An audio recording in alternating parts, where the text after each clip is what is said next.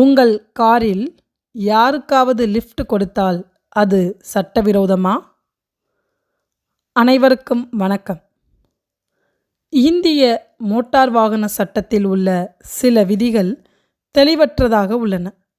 பல விதிகள் குறித்த விழிப்புணர்வு மக்களிடம் இருப்பதில்லை. தற்போது கார் உரிமையாளர் ஒருவர் தான் செய்த சிறு உதவியால் இந்திய மோட்டார் வாகன சட்டத்தின்படி தண்டிக்கப்பட்டிருக்கிறார். மும்பையைச் சேர்ந்த நிதின் நாயர் என்பவர் கடந்த மாதம் 18ஆம் தேதி காலை தன் காரில் அலுவலகம் சென்று கொண்டிருந்தார். அப்போது மழை பெய்து கொண்டிருந்தது. பஸ்கள் கூட்ட நெரிசலில் நிரம்பி வழிந்து கொண்டிருந்தன. பல பஸ்கள் மிகவும் தாமதமாக வந்தன. இதனால் அலுவலகம் செல்ல வேண்டியவர்கள் லிஃப்ட் கேட்டுக்கொண்டிருந்தனர். அப்படி ஏர்ரோலி சர்க்கிள் என்ற பகுதியில் நிதின் நாயரிடம் 3 பேர் லிஃப்ட் கேட்டனர். அவர்களில் ஒருவர் 60 வயதை கடந்த முதியவர், இருவர் ஒரு ஐடி நிறுவனத்தில் வேலை செய்பவர்கள். அவர்கள் காந்தி நகர் என்ற பகுதிக்கு செல்ல வேண்டும் என்று கேட்டுள்ளனர். காந்தி நகரை கடந்துதான் நிதின் நாயர் தனது அலுவலகத்திற்கு செல்ல வேண்டும் என்பதால் நிதின் நாயர் மூவரையும் தன் காரில் ஏற்றி கொண்டார். சிறிது தூரத்தில் ஒரு போலீஸ் அதிகாரி காரை நிறுத்தியுள்ளார்.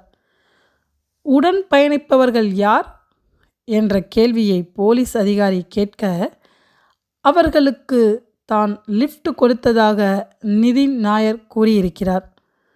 உடனே அந்த போலீஸ் அதிகாரி நிதின் நாயரின் லைசன்ஸை பறிமுதல் செய்ததோடு அபராதம் விதிப்பதற்கான ரசீது ஒன்றை மளமளவென எழுதி நிதின் நாயரிடம் ஒப்படைத்துவிட்டார். எதற்காக இந்த தண்டனை என்று போலீஸ் அதிகாரியிடமே கேட்டதற்கு, தெரியாத நபர்களுக்கு லிஃப்ட் கொடுப்பது சட்டவிரோதம் என்று பதிலளித்தார் அந்த அதிகாரி. இது எப்படி உண்மையாகும் என்பதை இப்பதிவில் காண உள்ளோம்.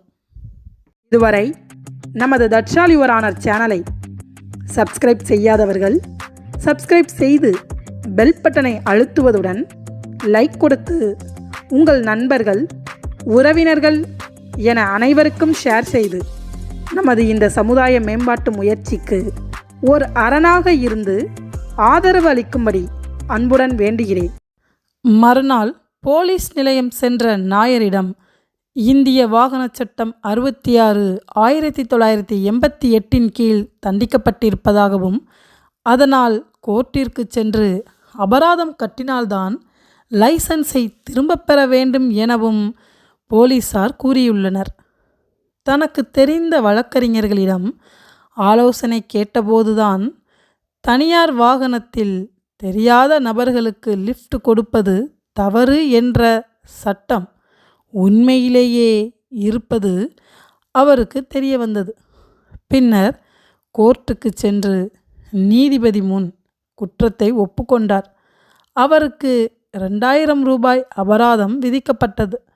இதனால் மிகவும் மனம் நொந்து போன நிதின் நாயர், இப்படிப்பட்ட சட்டங்கள் இருந்தால் சாலையில் யாரேனும் விபத்தில் சிக்கி கிடந்தால் கூட யாரும் உதவி செய்ய முன்வர மாட்டார்கள் என ஃபேஸ்புக் பக்கத்தில் தனது குமுறலை கொட்டியுள்ளார்.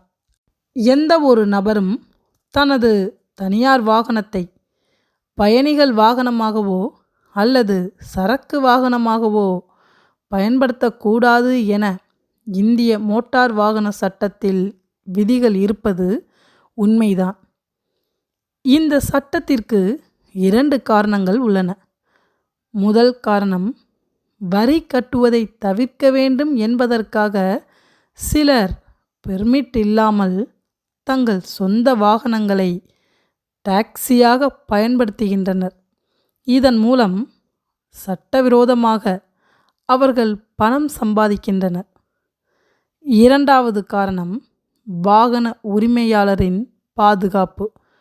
தெரியாத நபர்களுக்கு லிஃப்ட் கொடுப்பதால் முன்பின் தெரியாத அந்த நபரால் வாகனத்தின் உரிமையாளருக்கு ஏதேனும் பாதிப்பு ஏற்படக்கூடும் என்பது இந்த சட்டத்தின் 2 காரணங்களாக உள்ளன.